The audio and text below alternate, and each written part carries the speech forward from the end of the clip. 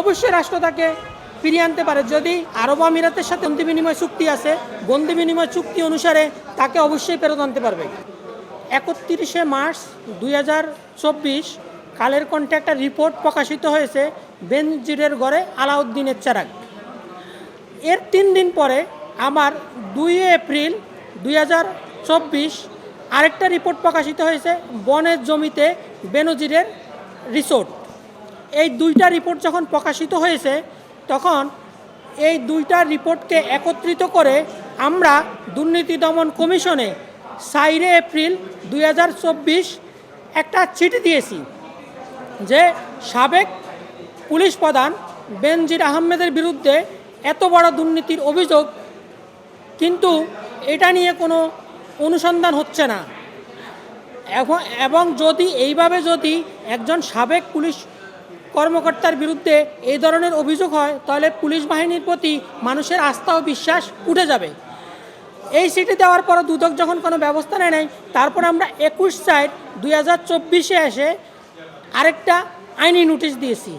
সেখানেও আমরা সাবেক পুলিশ প্রধান বেনজির আহমেদের সম্পত্তি ও দুর্নীতি অনুসন্ধানের জন্য উদ্যোগ নেওয়ার জন্য বলেছি, কিন্তু তাতেও দুদক কোনো কর্ণপাত করে নাই। তারপরে আমরা মহামান্য হাইকোর্টে একটা রিট পিটিশন দায়ের করি।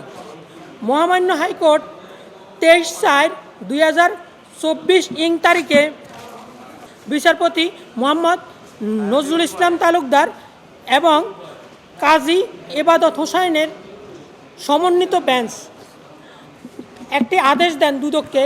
সেখানে বলেন যে সাবেক পুলিশ প্রধানের দুর্নীতি অনুসন্ধানের উদ্যোগ গ্রহণের জন্য এবং এই দুর্নীতি অনুসন্ধান করে আগামী 2 মাসের মধ্যে যাতে মহামান্য হাইকোর্টে রিপোর্ট সাবমিট করে।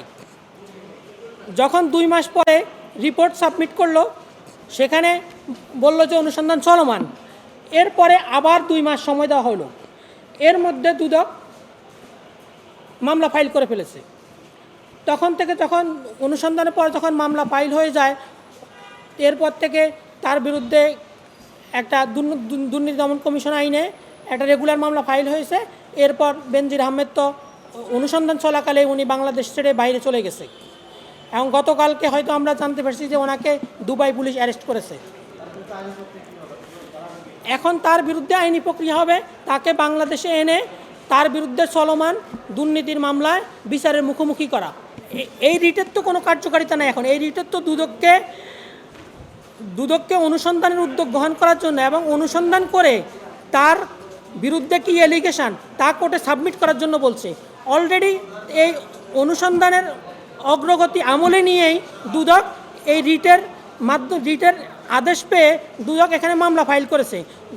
হাইকোর্টের রিটের কারণেই তো অনুসন্ধানটা হলো, আর অনুসন্ধানের কারণেই তো রেগুলার মামলা ফাইল করছে দুদক।